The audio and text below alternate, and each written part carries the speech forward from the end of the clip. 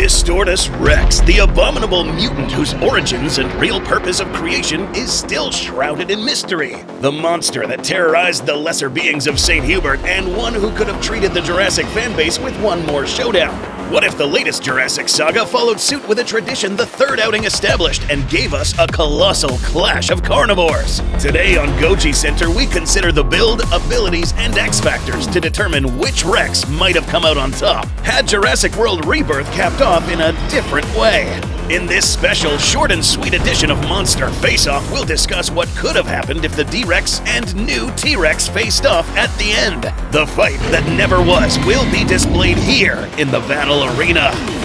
As the cast drove off into the sunrise, leaving the nightmare of St. Hubert Island behind them, we were all thinking the same thing. Director Gareth Edwards and other filmmakers involved realized they had perhaps unwittingly broken tradition by not including a carnivore clash in the film's runtime. Some quilled faces getting murked by actual dragons withstanding. In hindsight, this change does have some precedent, as writer David Koepp was the author of the only two Jurassic films not to feature any such major rumbles. The crew did consider changing the ending to what Edwards and company jokingly called Deus Rex Machina by having the T-Rex come charging back in to fight the final boss of the adventure, the Distortus Rex. Ultimately, Edwards and the crew decided a calmer ending and breaking tradition was more fitting, and plenty can agree. D-Rex is still currently alive in this Jurassic timeline, but we still can't help but wonder. Against such a tower of terror, could even the new T-Rex, trumped up as possibly the most powerful yet in the franchise, have stood a chance? Would it win in a straight fight due to some unforeseen advantage? Or might the sheer size and power of the Chopper Chomper reign supreme all the same? Before continuing this episode of Monster Faceoff, we will take into account all the stats provided by official sources and evidence seen in the films. We'll make evaluations based on those stats and try to figure out who should have won, regardless of what rumors have said about who would have won. So, with that said, let's have a look. Section number 1, size. Right out the gate, however, these two combatants have a rather unique problem, namely, how hard it is to tell how big they are actually supposed to be.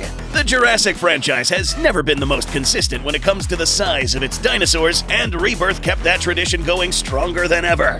Both of the Rexes in the film, mutant or otherwise, were supposed to one-up what came before, and some individual shots in the movie make both of these two look positively gargantuan compared to the Rexes of yesteryear. The stats that are posted on the merchandise, however, those get a little bit confusing. Despite the stated intent that the Tyrant Lizard King featured in Rebirth would be bigger and beefier than Rexy, at 4.6 meters tall and 12.5 meters long, the Rex of Rebirth is indeed slightly longer and taller than most of the Tyrannosaurus in the first trilogy, but this is still shorter length and height-wise compared to Rexy at the end of her tenure in Dominion. With a weight measurement of about 8,400 kilograms, however, the two Tyrant reptiles have about the same weight. Part of the confusion for its size, however, is because the CGI model morphs in size several times across its scene. At one point, this Tyrannosaurus looks like it has a skull roughly the same size as the raft that could fit multiple people. If that was true, and scaling up for size accordingly, this terrible tyrant would wind up closer to 20 or more meters long. This is absolutely not what was intended, and is probably just the result of dramatic effect kicking in for the shots. The Distortus Rex, meanwhile, is not immune to this problem either. In several shots during the confrontation at the docks, or when the horrific hybrid infamously downed a helicopter, it looked positively gargantuan. Gareth Edwards, having a long tenure of making kaiju and giant Star Wars walkers look huge on camera, certainly did it plenty of favors in leaving an impact. Not so much for keeping things consistent. Official stats for the D-Rex aren't the easiest to come by, or the easiest to understand. Some official merchandise giving it a height of about 8.1 meters and a length of 14.5 meters does make sense, and even lines up pretty closely to what we predicted before the movie came out. Weight, however, is where it gets confusing. The same information card for the height and weight gives a bafflingly big range from 12.7 tons to upwards of nearly double that at 21.9 tons. This larger metric actually does make a lot of sense given the hybrid size, but some of the same cards very strangely imply the Spinosaurus in the film that are clearly smaller than the Rebirth Rex are almost the same weight. Additionally, sources from both the tie-in merch and Universal's release documents typically give the Distortus an oddly light weight of 9 to 11 tons. This isn't just light, it also strangely contradicts numerous notes that this distorted king is supposed to be at least twice the weight of a typical Tyrannosaurus. See what we mean when we say the Jurassic franchise's sizes can be confusing? Mixing and matching how big these two look in different scenes could make the comparison either surprisingly close or very lopsided. So, for the sake of fairness, we're going to use the higher estimates for the T-Rex and a midpoint for the Distortus' weight. This gives us an 8.4-ton Tyrant Lizard King versus a 17.3-ton Distorted King, which fittingly lines up pretty well with the often quoted twice as big as T-Rex remark. With all of that factored, the winner in this category is very obvious. The Tyrannosaurus finds itself in a rare situation for it, as the David in this David and Goliath battle against the malicious Malformity. Edge, D-Rex. Section number 2, overall strength. A reason size does matter in some contests is because having a massive amount of weight also means you're constantly moving a massive amount of weight. Tyrannosaurus, both in real life and fiction, have shown off astounding strength. Rexy, despite being emaciated, out of shape, and never fighting another big carnivore in her life before, managed to shove around the Indominus and later held her own against a larger Giganotosaurus after getting her strength back. Big Edie also went blow for blow with the gigantic Asset 87, despite a small size difference. The Rebirth T-Rex should be capable of similar performance, when this lazy fella is motivated, of course. The Distortus Rex, however, is a bit of a unique case, as we have yet to see it battle anything outside of mobile game tie-ins and Evolution 2 mods. Shameless plug here, those D-Rex Jurassic World Evolution mod videos you see on YouTube? Wanna take a wild guess who made that mod? Links down below. D-Rex did manhandle things like the car Krebs tried to flee in, and downed the rescue helicopter with no issues. Granted, these two showings are against substantially lighter objects than itself. The rescue chopper appears to be a model similar to a typical Eurocopter AS-365 Dolphin, which usually weighs just under 2.5 tons. The Distortus likely grabbed the chopper from below and twisted it sideways based on what we see the spotlight do in the film. The sudden jerk caused the rotors to fly off, given we don't hear the blades smack against it. This means with one arm, it managed to overcome the lift force of the chopper and the chopper's own weight before biting into it. And it is fair to assume that given the Distortus wasn't at all winded by this, lobbing a few tons worth of projectiles is not anywhere near its peak of strength. This is likely considering how much weight it is hauling around and having to balance with such a tall frame as well. With two gigantic arms capable of grappling like an ape, the Distortus likely could smack, pummel, and crush smaller dinosaurs, and likely had done so for years to get its meals after scarfing down Snickers men. Could it lift up the T-Rex? Perhaps, but its tall stance and how much its foe could be thrashing about might make it awkward to try, even if it could lift up 8 tons with a single arm. Though it is possible, such a feat might require both arms, and putting all that misbalanced weight on just its legs might be a bit too much for it. Still, sheer size does mean more muscle to heft with, and more mass to absorb force when wrestling and battling an opponent. Edge goes to the deformed king. Section 3, Maneuverability. Now, the new Tyrannosaurus seen in Rebirth wasn't breaking any land speed records when it went after the Delgado family. However, its lack of success might be more down to lack of trying than actual lack of speed. Chances are part of the reason it decided to go on the hunt was just as much out of boredom and instincts kicking up seeing a loud screaming object moving away from it as it was any hunger. In all likelihood, this Rex is comfortably quick when it needs to be on land or in the water. If there is anything that did hinder the cruelly created colossus that was the Distortus, it was speed. We don't really see the D-Rex ever having a particular need to start booking it, but looking at its build doesn't really imply anything particularly swift. Its extremely tall stance, skinny limbs, and malformed body would make picking up speed awkward. Agility is another factor. Center of rotation is an aspect of movement that does exactly what it sounds like. While having more limbs on the ground does make the D-Rex more stable than a biped of the same mass and height might be, it does mean its center of gravity would be located in between the forward and hind limbs touching the ground. Turning around means moving twice as many limbs with a much larger radius to rotate and change direction. If the fight ends up in the water, like at the end of the movie, it's also likely that the Distortus would struggle. Long and skinny limbs are some of the worst combinations for trying to swim with, and the Distortus would likely be restricted to just wading in the waters. This does still help it move around, but it also means it can't take advantage of diving under the surface to ambush. Even with the weight disadvantage, the Tyrannosaurus might be able to bowl over the larger Rex by charging into its legs to knock the foundation out from under it. For this category, we find that the basic theropod shape reigns superior. Edge T-Rex. Section number 4, Bite Effectiveness. The Distortus, meanwhile, leaves a very big impression when it, well, literally left an impression on that helicopter with its teeth. Now, ignoring the fact it grew about 5 times its size for that shot, thanks Gareth, biting into a helicopter is still an impressive display of strength. The bite of 25 was mostly focused on the cockpit and aluminum body of the chopper. The D-Rex didn't completely crunch through any of the sturdier ribbing and reinforcements, but punching its teeth through the aluminum and cockpit is still impressive. The T-Rex might have had other contributors in the mix affecting its jaws, but Tyrannosaurus does appear to be the lion's share of whatever we're seeing here. Compared to a normal Tyrannosaurus jaw, the Distorted King does appear to have some deformities resembling brachycephalic animals. This is where the facial bones aren't allowed to grow to the extent they were supposed to, and usually result in snub noses and bent jaws. Pugs and the fellow hybrid, the Scorpius Rex, have a similar condition. This doesn't necessarily mean the jaws are weak, just that they might not be working as optimally as a Tyrannosaurus of equal size would. Applying information from real-life studies about theropod jaws, such as Dr. Manabu Sakamoto's 2022 study on theropod bite mechanics, we can make an estimate on what kind of chomp we're looking at here using our model. Scaling up from other known tyrannosaurs with the formulas provided, we get a potential chomping force between about 72,000 to 92,000 newtons. Admittedly, this is not an exact estimate. Movie physics and exact size scaling aside, the actual force could wind up being much lower than this because of the deformities in the jaw. Ignoring how the D-Rex suddenly grew into a kaiju to fit the helicopter into its mouth, even just a portion of this force would be more than enough to punch through the aluminum and glass without severely damaging the sturdier parts of the chopper. The Tyrannosaurs in the Jurassic franchise may not always have quite as crushing of a bite as they should, but they are still quite powerful all the same, and usually are given a ballpark range across various statements matching up to the real thing. So, a real-life T-Rex with all of the bells and whistles should be biting more effectively.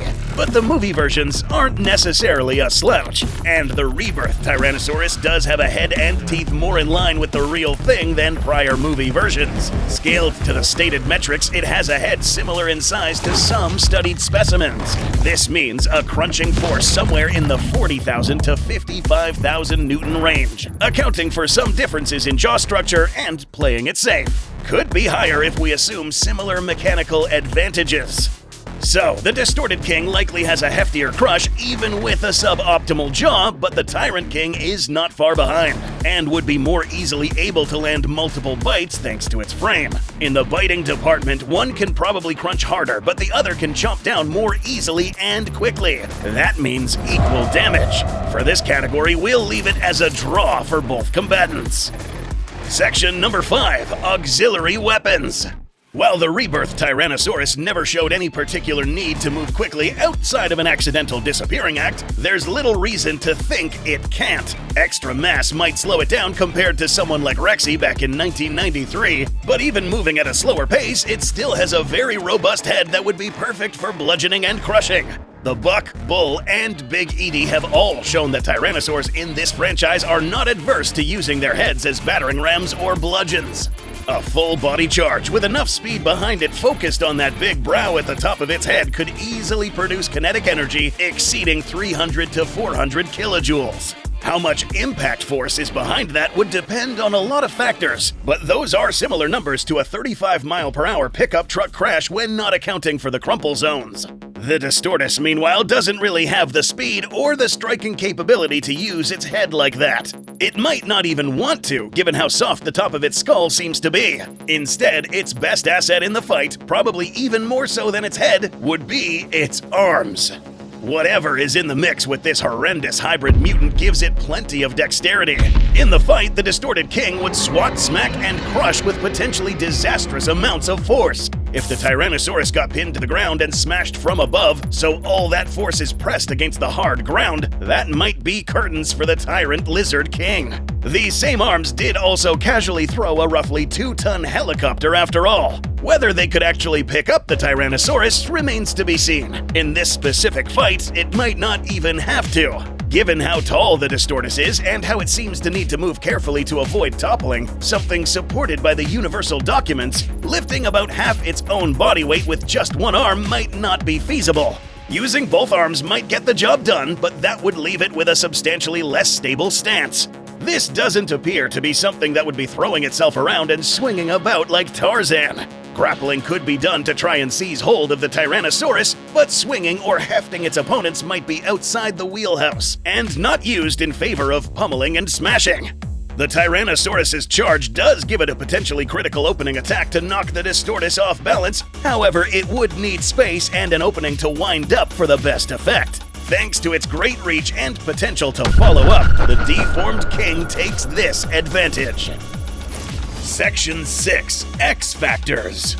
The senses of Tyrannosaurus, both in real life and in the franchise, have already been covered extensively before. The Lost World established the replicated tyrants still have their superb sense of smell. Other outings in the franchise can vouch for a good sense of hearing and night vision. What's going on with the motion-based vision is a matter of debate, but most of the films seem to indicate at the very least the replicated Tyrannosaurus from the original 90s batch more easily track moving objects than stationary ones. It remains to be seen or confirmed if this newer model suffered the same issues or not, but it likely has decent enough vision all the same. It's also noteworthy that this T-Rex is extremely stealthy when it wants to be, being quieter in movement and vocalizing than prior Tyrannosaurus. The Distortus Rex, however, is quite mysterious on what's going on under the hood. For example, that noticeably bulbous forehead it has could be from having a species like a beluga added into the mixture. These and other dolphins actually have fairly gnarly-looking skulls that bear more than a passing resemblance to crocodiles when you look at just the bones.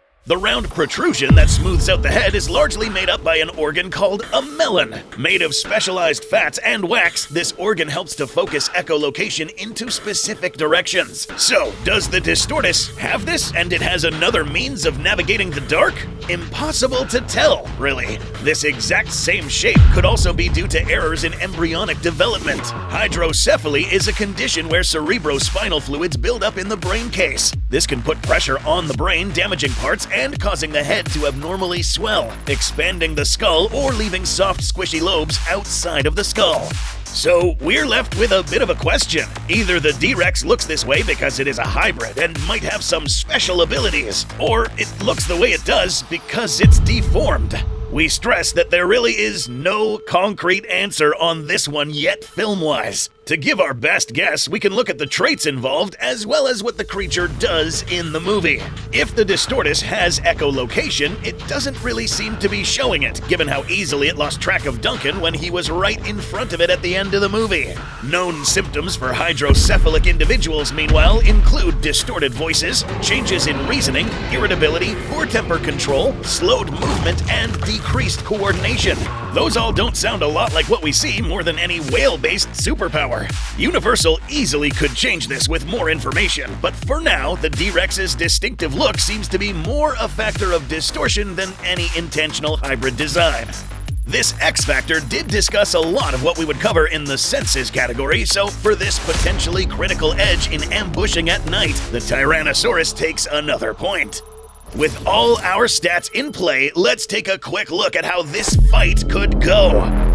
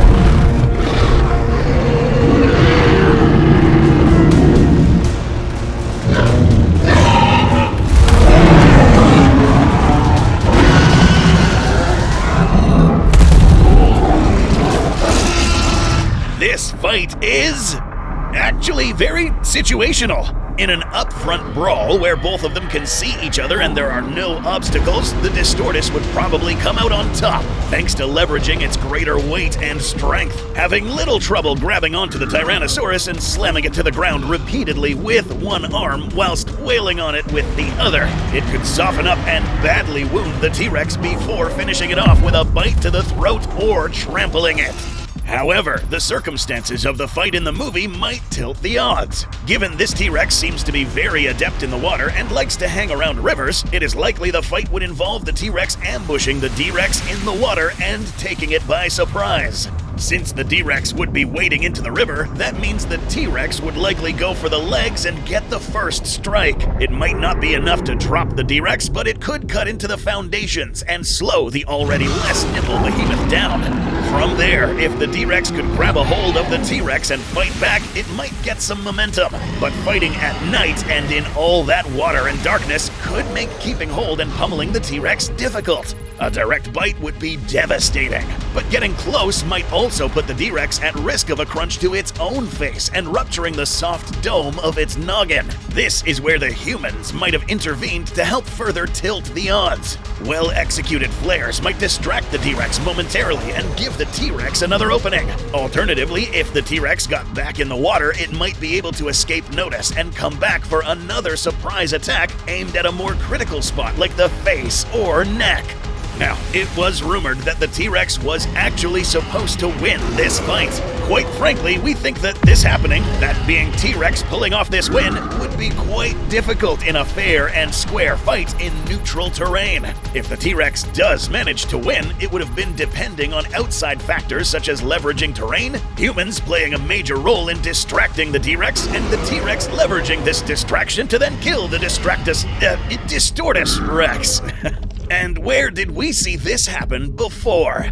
Thankfully, D-Rex is still wandering about the cursed jungles of St. Hubert, and time will tell if we ever get to see this mutant throw down against an equal challenger.